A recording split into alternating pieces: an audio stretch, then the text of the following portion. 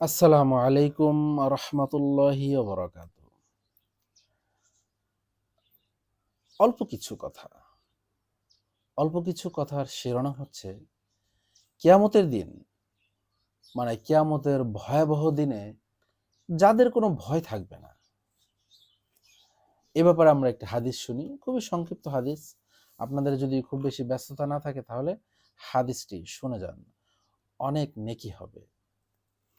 হযরত ইবনে ওমর রাদিয়াল্লাহু তাআলা আনহু থেকে বর্ণিত যে রাসূলুল্লাহ সাল্লাল্লাহু আলাইহি সাল্লাম ইরশাদ ফরমান, তিন ব্যক্তি এমন হবে যারা কিয়ামতের মহা ভয়াবহ সময়ও ভীত সন্ত্রস্ত হবে না। তিন ব্যক্তি এমন হবে কিয়ামতের সেই বিভীষিকাময় দিন যেখানে সবাই ইয়া নাফসি করবে, সেদিনও তারা ভয় পাবে না, ভীত সন্ত্রস্ত হবে না। তাদের হিসাব নিকাশ দিতে হবে না। হিসাব নিকাশের ব্যাপারে সাহাবায়ে কেরাম রাদিয়াল্লাহু তাআলা আনহুম কতই না ভয় পেতেন।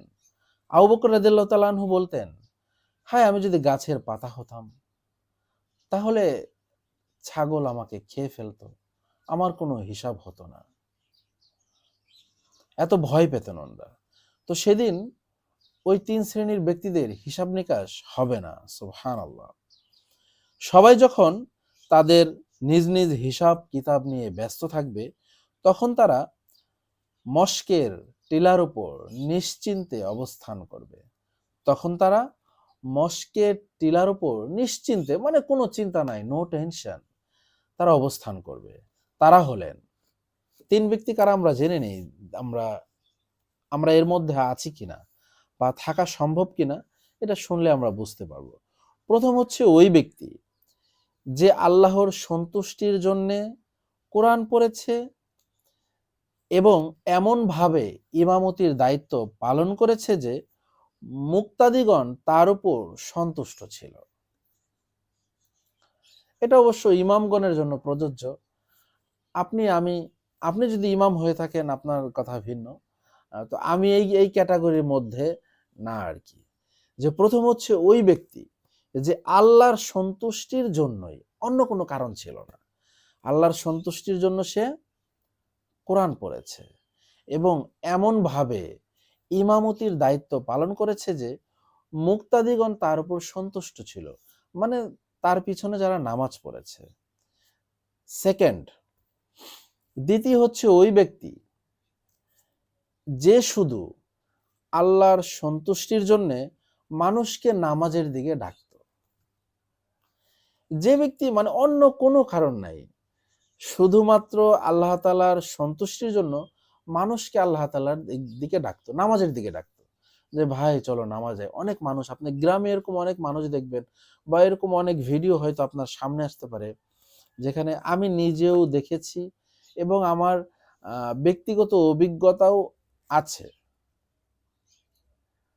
আমি সাতক্ষীরাতে এক মুরব্বীকে দেখেছি যে ফজরের সময় সে অনেক জোরে জোরে মানুষকে ডাকে, এই উঠো, আজান আজান হয়েছে, উঠো, মসজিদে চলো, নামাজের জন্য ডাকে প্রতিটা দিন। এরকম কিন্তু অনেক এলাকাতেই আছে। তো এখানে দ্বিতীয় হচ্ছে ওই ব্যক্তি যে শুধু আল্লাহর সন্তুষ্টির জন্যই মানুষকে নামাজের দিকে ডাকে। থার্ড হচ্ছে ওই ব্যক্তি যে নিজের মালিক ও অধীনস্থ উভয়ের সাথেই ভালো ব্যবহার করেছে। থার্ড হচ্ছে ওই ব্যক্তি যে নিজের মালিক, ধরেন কারো বাসায় কাজ করলো, বা আগের সময় তো মানে একজন আরেকজনের মানে গোলাম রাখার ব্যবস্থাটা ছিল, যদিও এখন সেটা বিলুপ্ত হয়েছে। নিজের মালিক এবং অধীনস্থ, মানে এখানে বোঝাচ্ছে যে সাপোজ আপনি যদি মালিক হন, আপনার আন্ডারে গোলাম থাকে, তাহলে আপনি মানে গোলাম আপনার কথা শুনবে, আবার আপনিও যেহেতু আপনার অধীনস্থ হচ্ছে গোলাম, তার সাথে ভালো ব্যবহার করবেন। সেক্ষেত্রে দুইজনই কিন্তু এই ক্যাটাগরির মধ্যে পড়া সম্ভব। তো কিয়ামতের দিনের কঠিন অবস্থা, ভয়াবহতা, বিপদ, আতঙ্ক, কষ্ট এমন কোনো সাধারণ বিষয় না যে মুসলমানের অন্তর সেই ব্যাপারে কোনো খবর রাখবে না, ভয় পাবে না। সেই দিন যদি কোনোভাবে এই দুশ্চিন্তা থেকে মুক্তি লাভ করা যায়, তবে সেটা কিন্তু আপনার হাজারো কোটি নিয়ামত থেকে উত্তম হবে, এবং আসলে এর চেয়ে বড় রেজাল্ট তো আর কিছু হতে পারে না। আর এর সাথে যদি আনন্দ উপভোগেরও ব্যবস্থা হয়ে থাকে, তবে যে ব্যক্তি তা পাবে সে হবে অনেক বেশি সৌভাগ্যবান। চরম হতাশা ও ধ্বংস ওই সকল নির্বোধদের জন্য, যারা কোরআন শিক্ষাকে অনর্থক মনে করে, বেকার মনে করে, সময়ের অপচয় বলে মনে করে। আমাদের আশেপাশে কিন্তু এরকম লোকের অভাব নাই। আসুন আমরা নিজেরা কোরআন পড়ি, আমাদের সন্তানদেরকে কোরআন শেখাই। আল্লাহ তাআলা তৌফিক দিই।